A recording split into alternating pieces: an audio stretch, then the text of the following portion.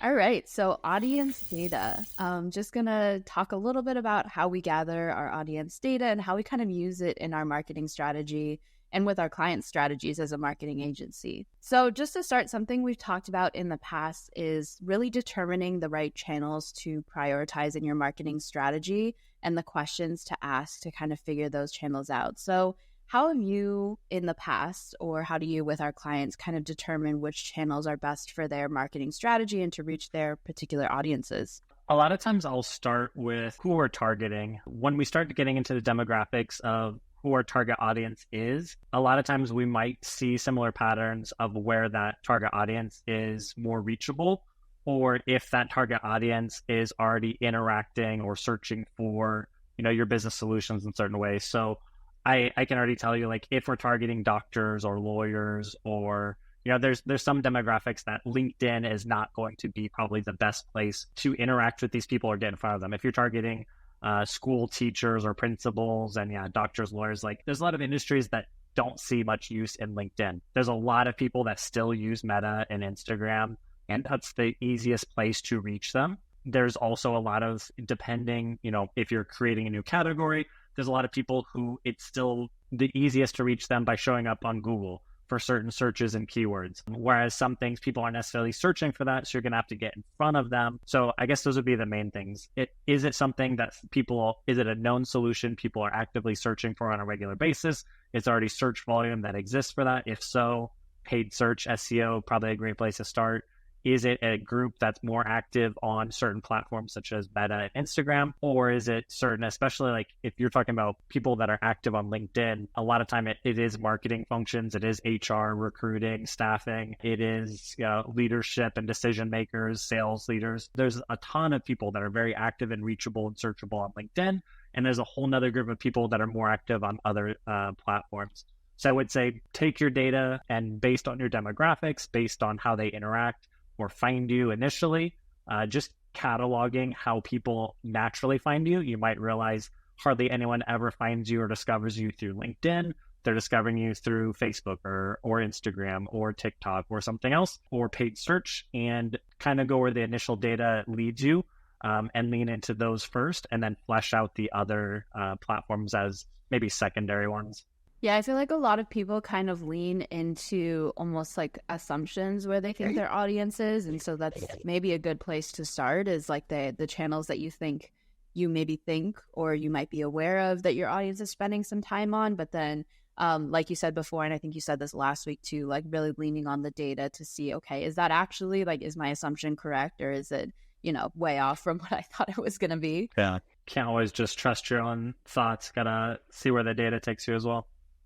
Yeah, totally. And that's where like the bias kind of comes into play, right? Because a lot of people, especially if they've been working in their industry for a long time, I'll get clients that are like, I know exactly where my audience is and I know what they want to hear. And, I know everything about them. And yes, you probably do know a lot about your audience, but, sometimes you'll be surprised by what you'll find.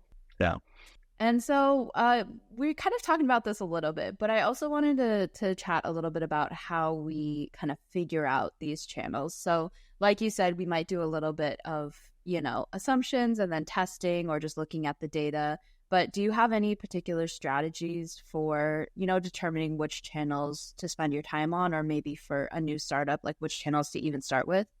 As far as strategies of where to start, I would say first where the demographic is most active. The next is the level of maturity that your individual startup is at. So even though, maybe your group is very active on Meta or Instagram or some of these TikTok or, Reddit or something, there's probably, I would start with more foundational things first, like SEO and paid search if there's search volume there. So I would always usually start with keyword research. If people are actually already searching for, if it's a known solution, known services that you have other competitors that people are searching for, a lot of times getting in front of those keywords organically and in a paid way is almost always going to be the best first option.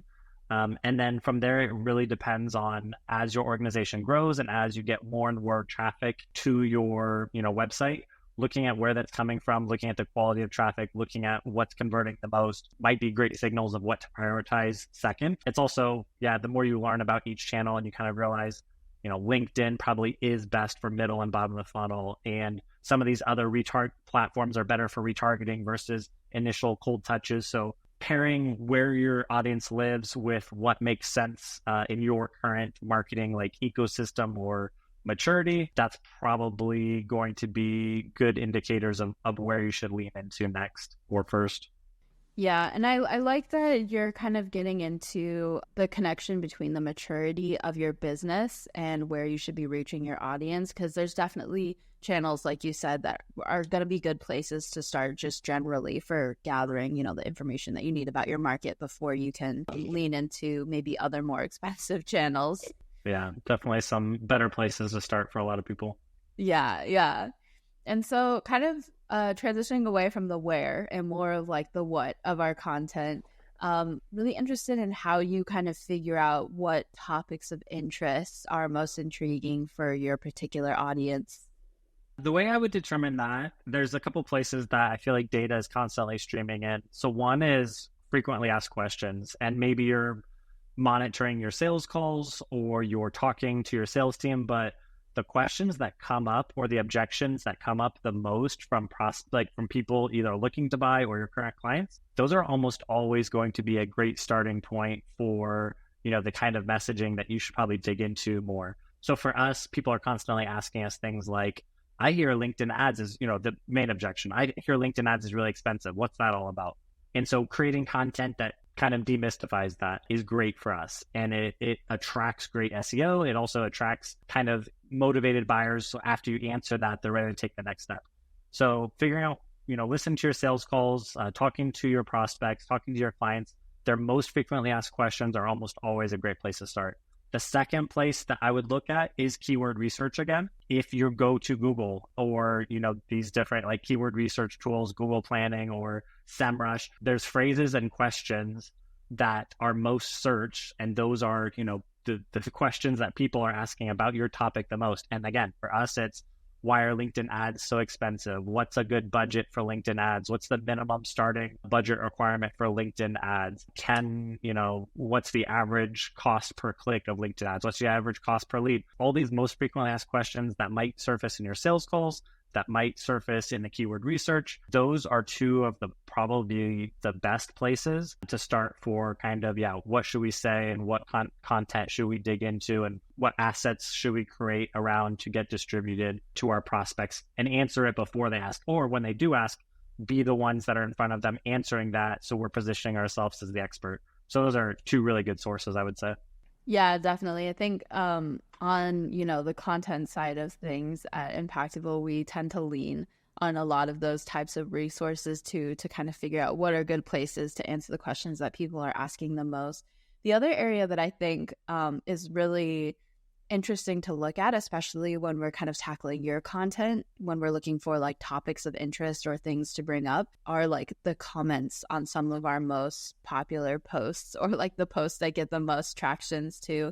Because even if people aren't, necessarily searching for it, or it's a question that they don't naturally think of, or I guess think of organically, when they see a post about a certain topic or an umbrella of topics, they'll start to, start some conversations in the comments. And I always like to kind of poke around in different comment sections of like our comments and then, tangential people in the same space and see like what people are asking or what questions aren't being answered in some of the, I guess, major players on LinkedIn too. That's a good point too. Some of it might be platform specific. So there might be like, what kind of posts about LinkedIn ads on LinkedIn are getting the most traction? Because those people might have different questions and different, whatever, than the people that are the content that would be most attracting to people on Facebook. And it might be different than what the search group or the searches in Google are saying are the most popular, because, it's going to be different in different platforms. And I guess the next thing to look at would be,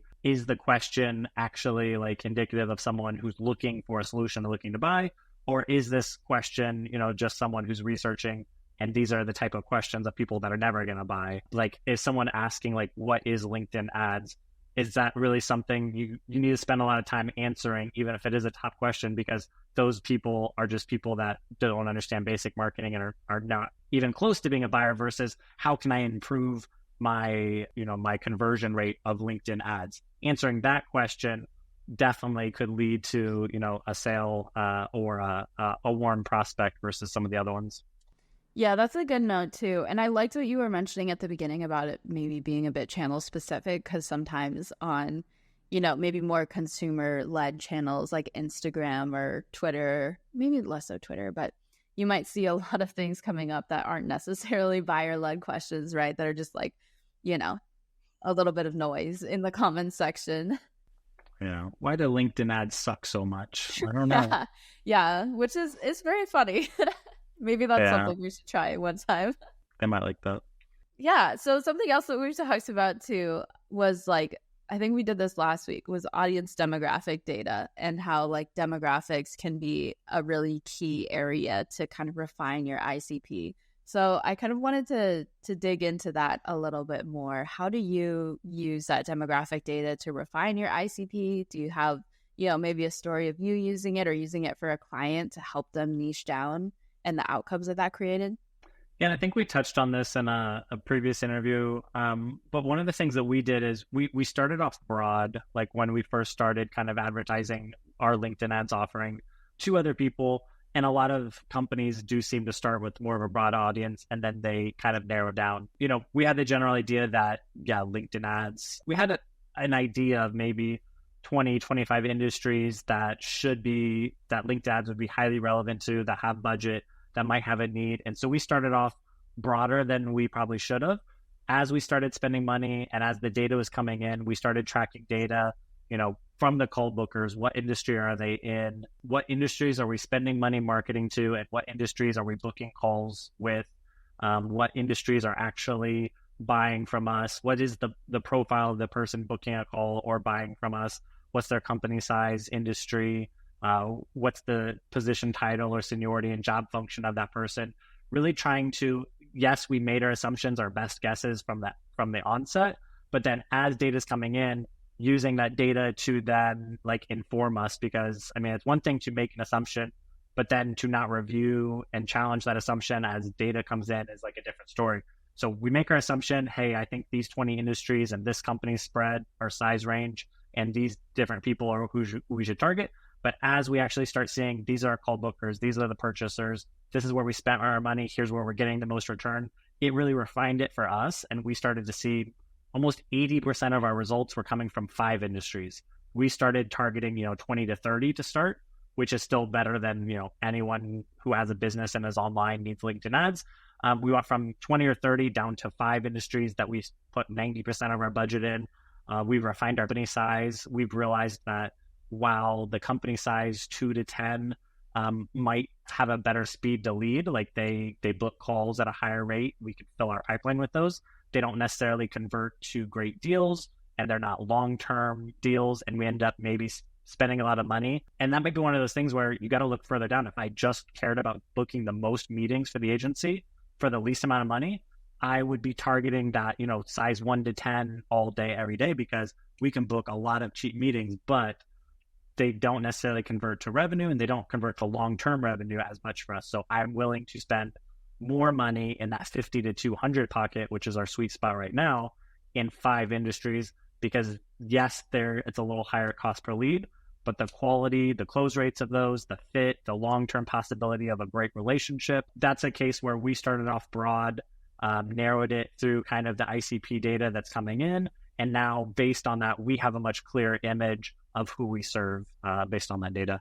Mm-hmm. Yeah, definitely. And I think it's something that you had talked about in the past too, but using that information to kind of refine our services to better, serve this particular group of people also was just a great development for us as a business too. And I want to get into kind of, I guess, not so much a pain point, but a concern that I see a lot of small business owners or executives coming up around niching down, which is like, if I limit my targeting to this smaller group of people, am I going to get less prospects? Am I going to have less sales calls? Like, is this going to limit my business? What is your take on that? It's definitely understandable. And I I think there's so much startup advice. There's so much startup advice like, niche down as soon as possible, double your pricing. And there's things that are good advice at certain points in the growth. And then there's some things you just kind of have to grow into. So I do think, niching down is great advice, but I do think starting off broad, collecting the data, seeing who you're naturally attracting, and then using that data to kind of segment down a little bit is better. But then, once you start getting into that, and now, we clearly see we have 5 industries we serve. The next evolution to that is like, okay, so for these 5 industries, let's start to build out more of a knowledge base, a best practices, a benchmark groups, so that we, customize the offer to them, train teams of service campaign coordinators and campaign specialists that are geared more and have more experience with that particular group, so that we can best serve that group. You'll never get to that point if you stay broad, even if you stay 30 industry broad, because that amount of segmentation work and knowledge-based growth is going to be too much. So I do think going down that route makes a lot of sense.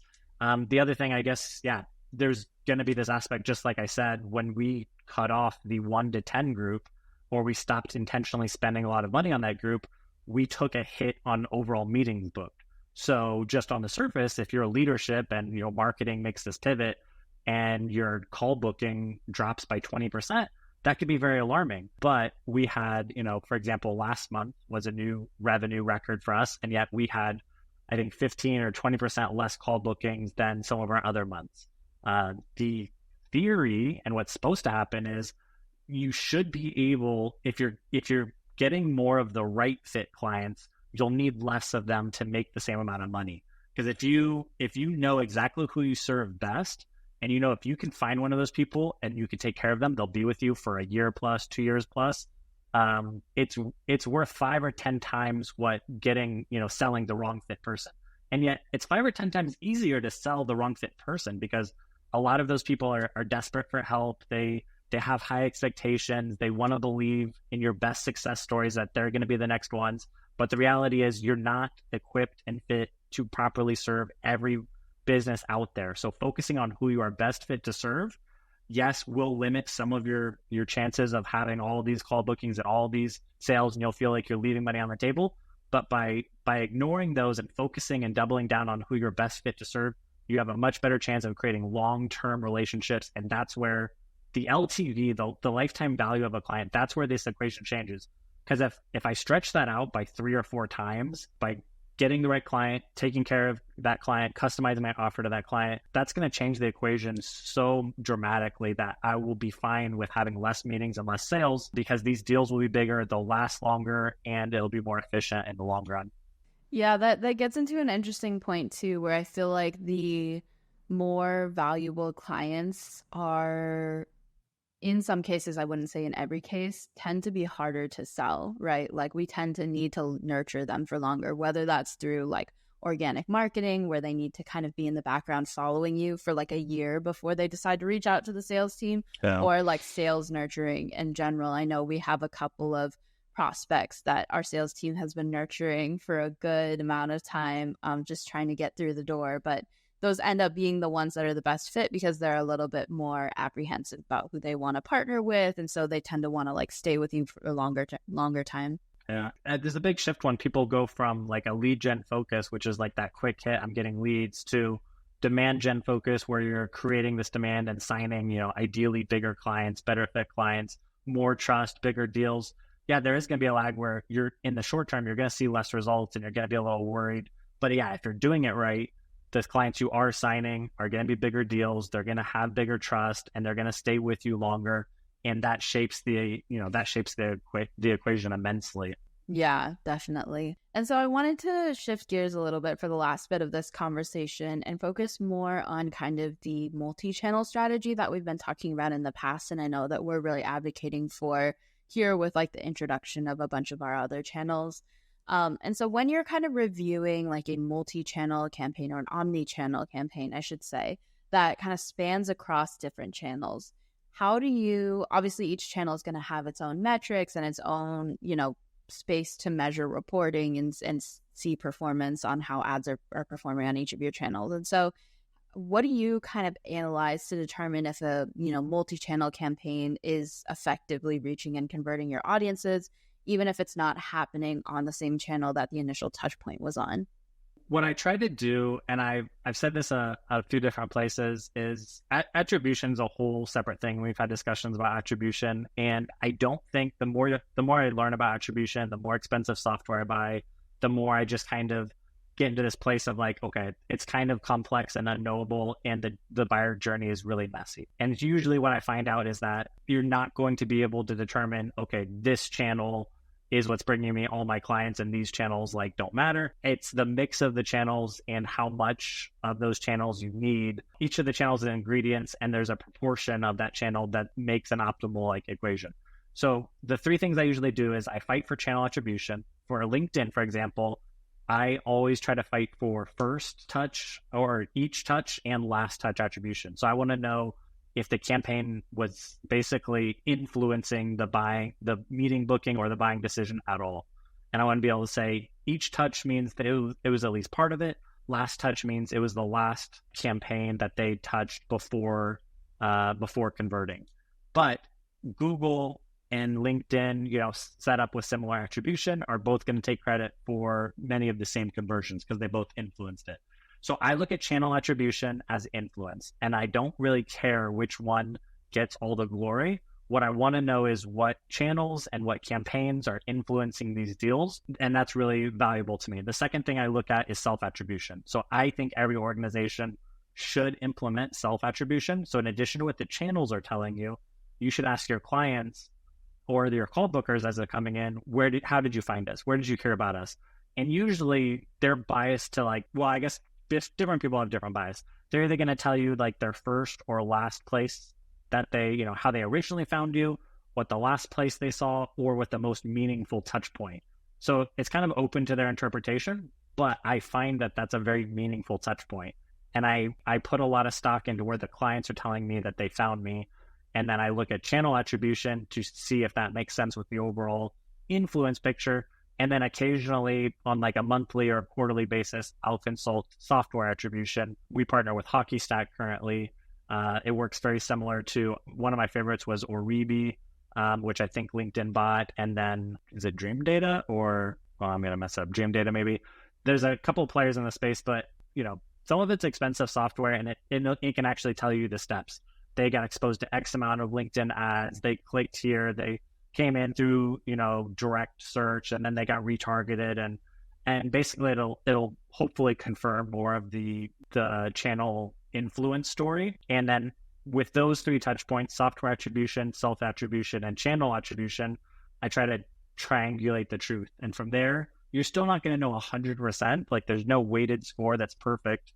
From there, you really kind of also have to use your gut and intuition to say, okay, these are the messaging and the platforms that I believe are delivering the best results. Here's what the channel platform is telling me influence. Here's what my clients are telling me their most meaningful touch point is. And here's what software attribution is telling me about the journey. Based on, this not complete information, I'm going to make the best educated guess I can about the most meaningful platforms and where to allocate my budget. So yeah, that's kind of how I approach that.